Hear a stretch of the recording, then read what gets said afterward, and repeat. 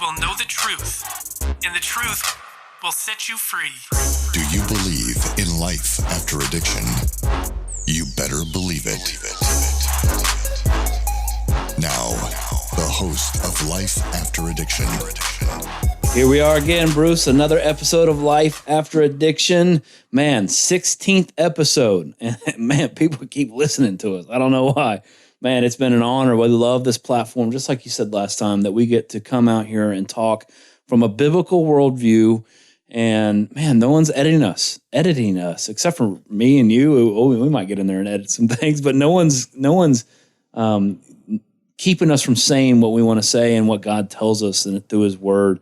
And so I love this opportunity to get to have conversations about life, addiction, recovery, people, God's Word. And it's just, man, it's freeing. And we're seeing that people are liking it. Hey, again, if you want to write into us, you can write into us at info@spring2life.net, info@spring2life.net. We'd love to hear from you.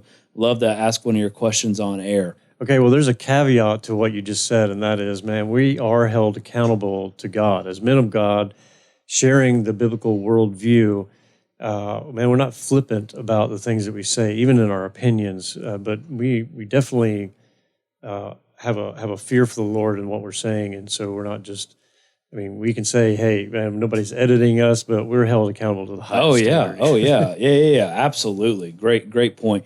Today, we're going to talk about denial, Bruce. We're going to talk about... It's not just a river in Egypt. Denial. It's not just a river in Egypt. Denial. And so often we are confronted with denial, people who are self-denial, whether it comes to addiction or anything in this world. And man, we want to get to the heart. We want to talk about it. We want to talk about what the Bible says about denial. But let's jump in. How do you approach today, Bruce? How do you approach someone who is just in, we'll start with addiction, just adamant denial that they need help. They're just here because mom or court. They're not an addict or alcoholic. They don't need help. They're in denial of the circumstances that they're in. How do you approach them? Well, I would just say you're like everybody else. I mean, that's where it always starts. Everybody's in denial. I mean, we're all wearing masks. Nobody wants to expose the truth. You know, I don't care if it's their choice to get help in recovery or anything else in life. I mean, we're all struggling with denial. So I just wanted to say that, and that, man, it's not just common to people in addiction. It's all of us. And so the truth of that is, man, we've got to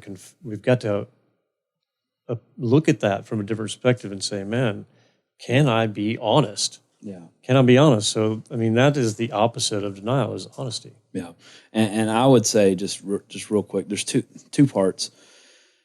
The way I would approach it is try to present truth and love, and sometimes it doesn't feel like love because the truth that you're presenting is pretty devastating.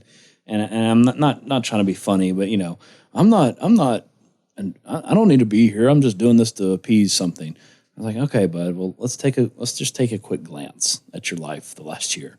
And you start presenting these things, man, you know, you took out a telephone pole and you got 7 DUIs and, you know, you stole from your mom, you know, those are all signs that you do need to be here and you do need some help, and, you know, those kind of things. But most of the time they just brush that off. But man, I pray for them. I pray that God opens their eyes.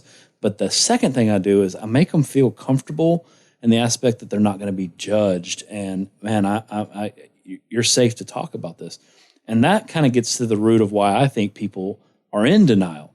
One, they're afraid because culture, the church, let's not leave the church out, but the world, everything around them tells them that they have to present themselves in this way to be relevant, successful, liked, loved. I have to be this way. And if I'm not, I've got to put a mask on. And then when that's approached to me, I've got to deny it. What's the old saying? We said it a couple episodes ago. Admit nothing, deny everything, and make immediate counter-accusations. Yeah, we joke about that, but that's actually an anti-interrogation method taught by the military. And the reason why, and then that's a good point, because people feel like they're being interrogated, right? They have to be defensive. The whole idea of you can't judge me, to each his own kind of thing. I mean, I'm not in denial. I just want to do what I want to do. And I mean, that's part of it, you know.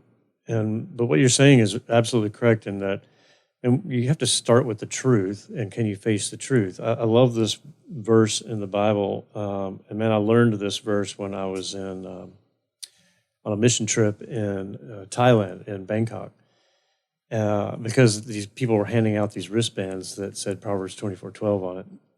And so obviously I had to go look. And the reason they were handing them out was because there was a ministry of dealing with prostitution and sex trafficking and this kind of stuff. And so the Proverbs 24:12 says, let me just quote it, it says, don't excuse yourself by saying, look, we didn't know, for God understands all hearts and he sees you. He who guards your soul knows you knew. Mm. He will pay all people as their actions deserve. So you can be in denial to a person, but ultimately, you know, God knows. Yeah. And you're not fooling him. And he says he will not be mocked. And I know that's pretty intense, but that's what you're really dealing with in the end. When people are just trying to help people. Like, we're just trying to help people get through, you know, find recovery. And you can sit there and deny it, and we'll call you out on it. But in the end, I can't make you, you know, do what you need to do. You've got to reach a point of humility. And here's what the Bible also says, is that this rest that God says that we can enter into, he told the Israelites, you'll enter into my rest, you know, and he was referring to the Holy Land, the land of milk and honey. And we know God rested. God rests because he said he rested on the seventh day, and it's not what most people think, and that, oh, you just kick back on the lazy boy and just like, oh man, I did a bunch of work for 6 days, now I'm just going to chill, right? No, what God's talking about in his rest is that it's this kind of rest that we receive, that we can be in if we're vulnerable. Yeah. Meaning, can you expose yourself without fear of being harmed? What is it you're putting your trust in? And allowing yourself to do that so the truth can come out and the truth will set you free. Yeah, that's right. Yeah, and even you quoted Old Testament, the New Testament, Jesus says, come to me all who are weary, and I'll give you rest. If you're in denial that you're even weary, there's no rest. And I think, this is about to take a turn, but man, really at the core, someone does have to just get honest and humble and vulnerable. But at the core, it was like Pastor Scott was talking about a few episodes ago. At the core, it's, do you love God? And man, when you're denying these things and God's put men of God in front of you, or his word to convict you that, hey, you're doing this not the right way, and you're denying that because you're so comfortable with your own way, you're really kind of denying God. And the Bible's clear about what happens when you deny God. It's not good, right? The Son of Man will deny you in front of the heavenly host if you deny him, right? That's a scary thing. And so all of this fear of trying to be accepted, pleased, get ahead, or whatever it is, man, it's eternal. It's internal. Deal with that. If you love God and believe what he says about you, man, a lot of that can be made easier. A lot of it can be a lot easier for you when you stop worrying about what others think, right? Mm. And if you take yourself on the other hand of that, you stop being so prideful and think that you know what's best. Yeah. Right? Yeah, and Luke 9:23 says, this is Jesus, he says, whoever wants to be my disciple must deny themselves and take up their cross daily and follow me. That's talking about the same thing. Like, are you willing to be honest? Can you deny anything about yourself and look to Jesus for the answers to things? Now, here's my question, Adam, right? What do you say about the guy who doesn't know the Lord? And we get guys like this come into our program. They even have different faiths. And what do you say to that guy who's in denial, and you're trying to share these truths of God in that to help him see and be honest, but he's not there yet? Sure, yeah. That happens a lot. I think, one, privately, I mean, even maybe as I'm speaking to him, I'm praying without ceasing. He doesn't realize I'm praying because I'm not like, hold on just a second, buddy. But I'm praying for him and that God opens his eyes, that God calls him to himself. And so I do that, and I want the veil to be removed. There's so much about this veil thing that I don't even think, we talk about it all the time. I don't even think we've scratched the surface of it, man, because we're talking about the eyes of our heart. But I'm praying for him. But again, I try to provide that atmosphere that he sees that I'm just a dude, and that I've sat and literally have sat in that chair more than likely. I've done a lot of awful things, and you can relate to someone, man. Bringing something from the dark into the light is freeing. The power over the darkness is removed. People can understand that no matter what their worldview is, right? And then sometimes if it's just deep rooted, you do have to start pointing out things like, man, you're here. You're sitting across from me. You're at rehab. Let's start going backwards. Why? Oh, my mom made me. Okay, well, why did she make me? She was wrong. What was she wrong about? Well, she said this, this, and this, and that's just not true. Okay, well, what about this? Is that true? Kind of, but she said it wrong. You just start going down these things. It's like, man, people don't get to rehab by accident. Yeah, you didn't get here because you were singing too loud in church choir, buddy. You're here for a reason, And I just try to love them well, and I try to go down that path to just not to humiliate or to shame them, but to just bring to the surface and say, we're having an honest conversation. You can't hide from this. Let's just talk about it, man. And I do that in love, and I try to make sure they know I'm not like being mocking towards them, but definitely trying to drag it to the surface. Because a lot of times, man, people are so unconfrontational in this world, and you say it all the time. People are always just each his own. People are so unconfrontational because they're afraid of what might happen in a confrontation that people are never called to the carpet on their actions, right? Yeah, and that's a great segue into the other audience that we should speak to about this, and that is the family members, the loved ones, the friends that are in denial about what it is they're seeing in the person in addiction. Man, a great example. I had a wife of a man who she was trying to get into a recovery program, and this is the way she presented it to me. Well, he's been in an accident, and he didn't pass the breathalyzer test, but that's because this, and that's because of that. But he's really not an addict. But the court's saying that he's got to come into a program, and can you help him out? And this is what the man himself isn't even talking to me. His wife is, and she's denying. Let me ask you this. Keep going, but basically for the listeners, the reason I'm laughing is because you hear the way that Bruce explained the way that she explained it. Instead of saying, man, he got drunk, crashed his car, got a DUI, she explained it as he got into an accident and man, he couldn't pass a breathalyzer. Yeah, right.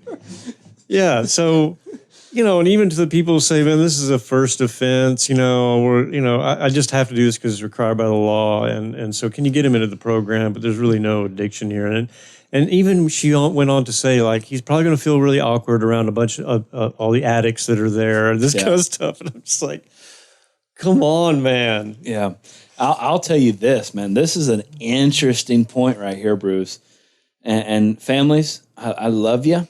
And I could speak from experience when I say this. And I'm not, again, you can go back and listen to it. We did a whole show just addressed to you how this addiction of your loved ones, not your fault. Don't hold that. That's not on you. But there are times where there's enabling. And I'll say this, when we as a family, and I'll say me, because there's things that go on that you're kind of in denial about. The reason at the root that you're in denial about your loved one in an addiction is fear. Mm-hmm. It's fear. Mm-hmm. And you know what else it is? Laziness. You know how hard it is to confront someone? I'd rather be in denial about it. But the problem is, Bruce, and I'm going to say some straightforward things. The problem is you can be in denial about it until you get a phone call at 3 a.m. Yeah. Well, I like what you said about laziness, because there's another side to that laziness, which is when you come out of denial and recognize the truth, then you got to do something. Yeah. And man, most people don't want to do anything about it. They want to stay in denial, so therefore they can just keep doing what they're doing. Yeah, yeah. And somewhere in the deepest part of them, they know that something's not right. They might not. I'm not accusing everyone of just being liars. They might not know it's an addiction. They might not know it's whatever. but there's something that tells them that something's not right, and they're denying and then making excuses in their mind, and sometimes even for them out loud to others of what's going on. What'd the verse say? God knows that you knew. God knows that you knew. Man, you got to at least stand in the gap and say, you know what? Tell me, ask a question. I'll give you an example. My wife, she's innocent, man. Preacher's kid, the good kind, never saw the evils of the world until she married me. She just knew something was wrong, man. And again, she didn't want to have confrontation. She's sweet. I was master manipulator. I was quick-witted. And then again, as an addict, you know how to raise the volume of your voice and get angry when certain subjects are starting to be brought up, so it quickly goes away from those and counter-accusation and da-da-da.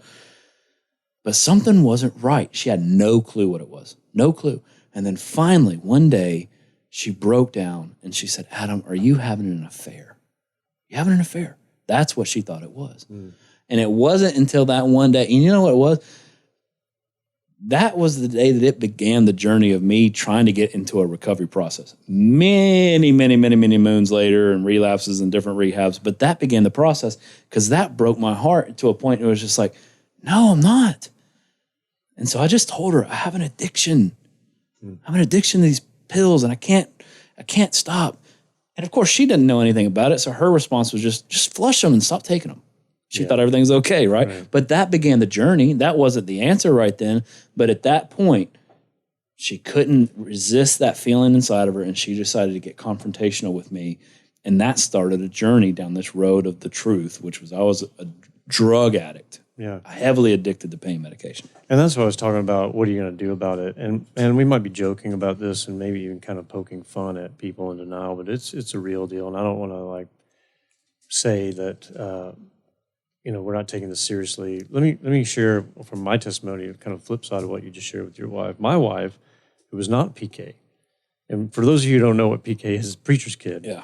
Right, my wife was an atheist when we got married. Yeah. And I was deep in addiction. In fact, the entire time that we dated, were engaged, and into our marriage, 6 years, I had a cocaine addiction. High almost every single day. She had no clue. But she knew something was not right. And here's what she thought.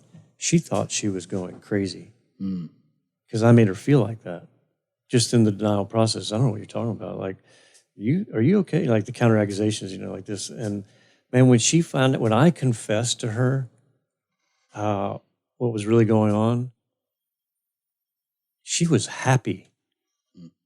Like it totally took me off guard. Like I thought she was going to be angry at me, that she was just going to be totally confrontational and just like accusatory and hold me to this kind of thing. She had joy in her heart, not because of the fact that I was in addiction, but because she wasn't crazy. Yeah. Yeah.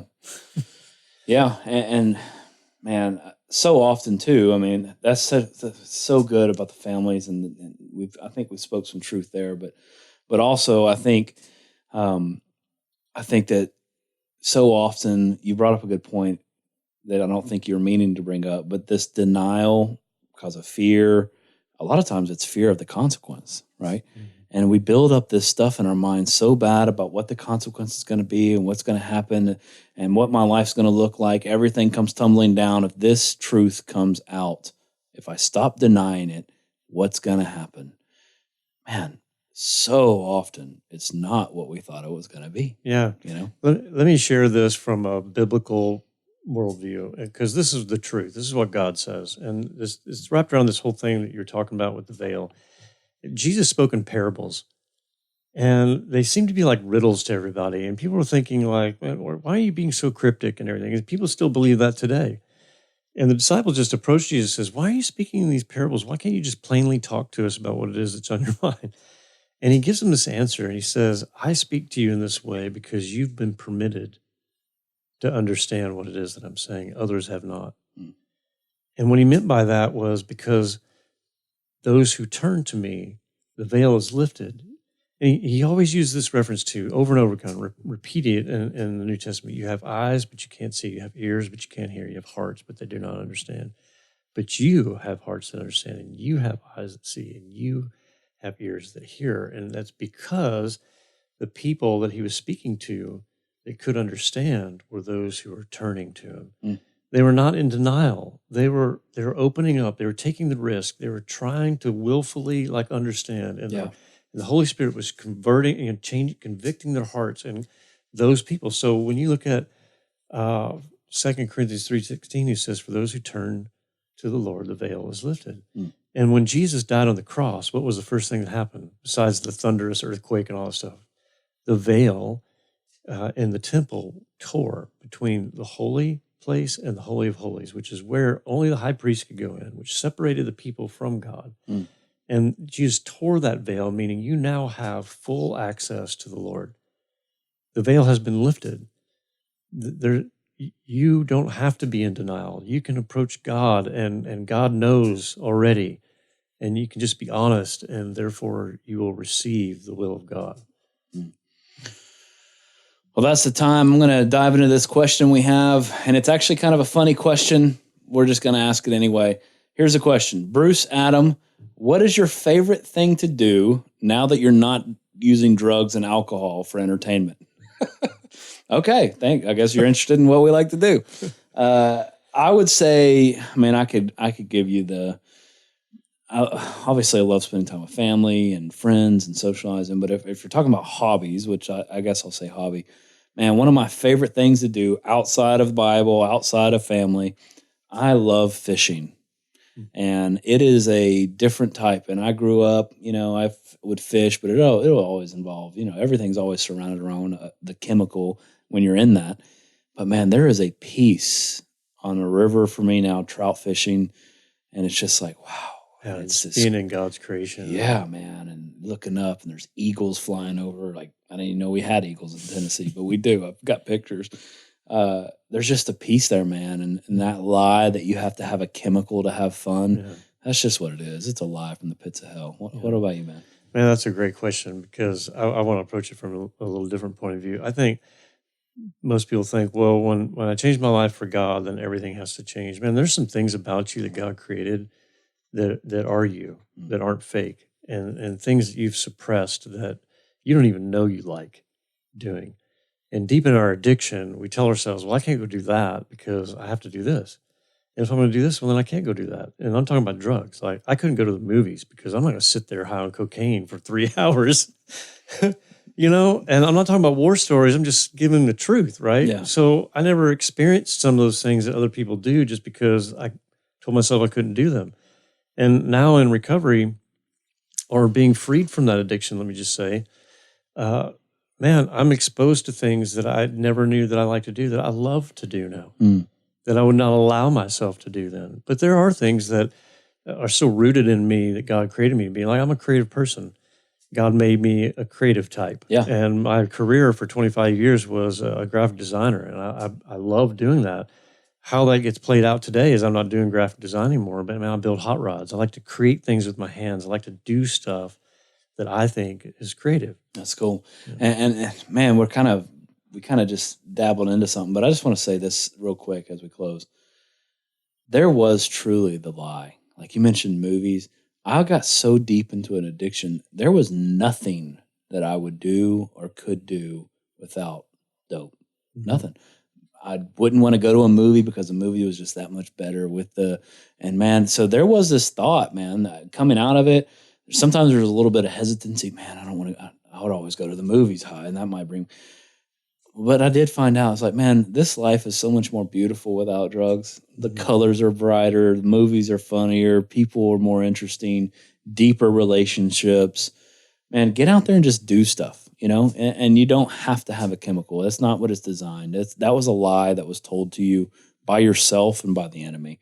You don't have to have this to do anything. Man, it got so bad that I wouldn't even make business phone calls unless I could get high. Like I told myself that I needed it, know? I've got a great example of that, man. There was a time my kids were young and I was deep in addiction.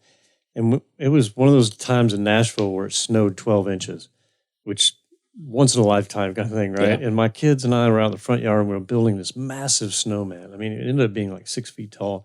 And in the middle of that, right, you think the most joyful moment for a father was 2 sons building a snowman.